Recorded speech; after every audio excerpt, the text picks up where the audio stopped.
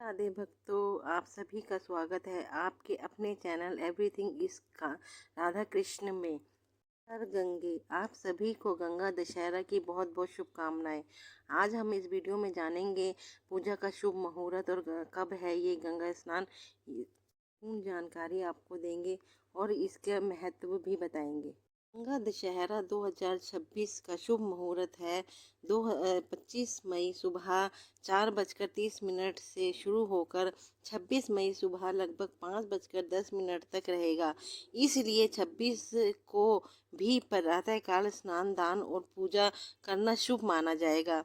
यह ब्रह्म मुहूर्त और सूर्योदय के समय गंगा स्नान सबसे पुण्यदायक माना गया है। दशहरा के दिन दान का विशेष महत्व माना गया है। इस दिन लोग अपनी श्रद्धा अनुसार जल से भरा घड़ा, वस्त्र, फल, अन्न, चावल, गेहूं, गुड़, सत्तू, पंखा, छाता और मिठाई का दान करते हैं। गर्मी का मौसम होने के कारण ठंडा जल, शरबत और पंखे का दान बहुत पुण्यदायक माना जाता है। कई लोग गरीबों को और ज़रूरतमंदों को भोजन भी कराते हैं। मान्यता है कि गंगा दशहरा का पर दान करने से पापों का नाश होता है और सुख समृद्धि प्राप्त होती है। इस दिन माँ गंगा की पूजा और गंगा स्नान भी अत्यंत शुभ माना गया है।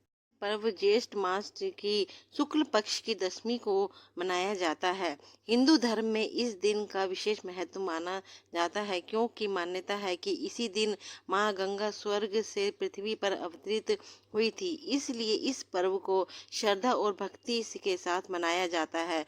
गंगा दशहरा का त्यौहार मुख्य रूप से हरिद्वार, वाराणसी और प्रयागराज और ऋषिकेश जैसे तीर्थ स्थानों पर बड़े उत्साह के साथ मनाया जाता है। इस दिन लाखों श्रद्धालु गंगा नदी में स्नान करते हैं और पूजा अर्चना करते हैं। माना जाता है कि गंगा स्नान से मनुष्य के 10 प्रकार के पाप नष्ट हो जाते हैं। दशहरा शब्द का अर्थ भी 10 पापों का नाश करने वाला माना गया है। पौराणिक कथा के अनुसार राजा भगीरथ ने कठोर तपस्या करके माँ गंगा को पृथ्वी पर लाया था, ताकि उनके पूर्वजों की आत्मा को मुक्ति मिल सके। भगवान शिव ने गंगा के प्रवाह को अपनी जटाओं में धारण किया था। तभी से गंगा को मोक्षदायिनी और पवित्र नदी माना जाता है। गंगा दशहरा के दिन प्रातःकाल स्नान करने के बाद सूर्य देव को जल अर्पित किया जाता है। इसके बाद माँ गंगा की पूजा की जाती है। लोग दीप, फूल, दूध और गंगा जल से आरती करते हैं। कई लोग इस दिन व्रत भी रखते हैं और गरीबों को दान देते हैं। लाल फल, वस्त्र और अन्न का दान विशेष पुण्यदाय माना जाता है। इस पर्व का धार्मिक महत्व भी नहीं बल्कि सांस्कृतिक और पर्यावरणीय महत्व भी है। गंगा नदी करोड़ों लोगों के जीवन का आधार है, इसलिए इस दिन लोग गंगा की स्वच्छता और संरक्षण का संकल्प भी लेते हैं। यह पर्व हमें प्रकृति और नदियों के महत्व को भी समझाता है। गंगा दशहरा केवल एक त्योहार नहीं बल्कि आस्था, श्रद्धा और पवित्रता का प्रतीक है। इस दिन हर गंगे और गंगा मैया की जय का जाप अवश्य करें। सुनाते हैं गंगा दशहरा की कथा।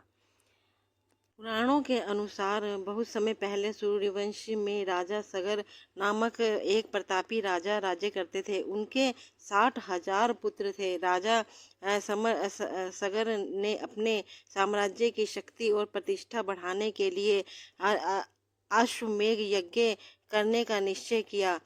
उस यज्ञ से एक घोड़ा छोड़ा जाता था और जिस जिस राज्य से यह घोड़ा बिना रोके निकल जाता था, वह राज्य राजा के अधीनता स्वीकार कर लेता था। देवताओं के राजा इंद्र को यह भय हुआ कि यदि राजा सगर का यज्ञ सफल हो गया तो उसकी प्रतिष्ठा कम हो जाएगी।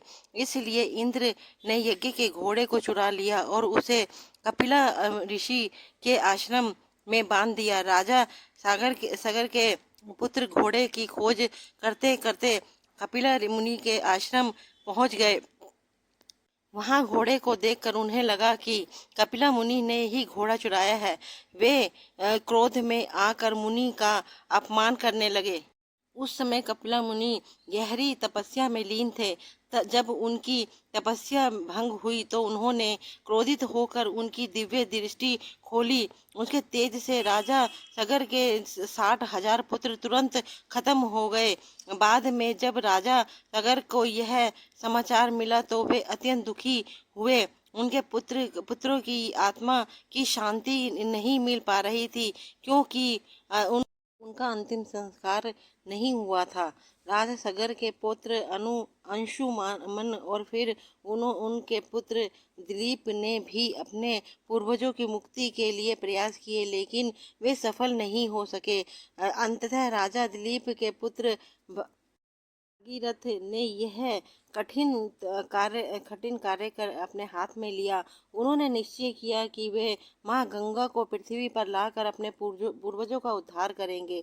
भागीरथ ने वर्षों तक कठोर तपस्या की। उनकी तपस्या से प्रसन्न होकर ब्रह्मा प्रकट हो गए और वह वर मांगने को कहा। भागीरथ ने विनती की कि माँ गंगा को पृथ्वी पर भेज दिया जाए ताकि उनके पूर्वजों की आत्माओं को मुक्ति मिल सके। ब्रह्मा ने कहा कि गंगा का वेग अत्यंत प्रचंड है, पृथ्वी उसका भार सहन नहीं कर पाएगी, इसलिए किसी शक्तिशाली देवता को गंगा के वेग को रोकना होगा।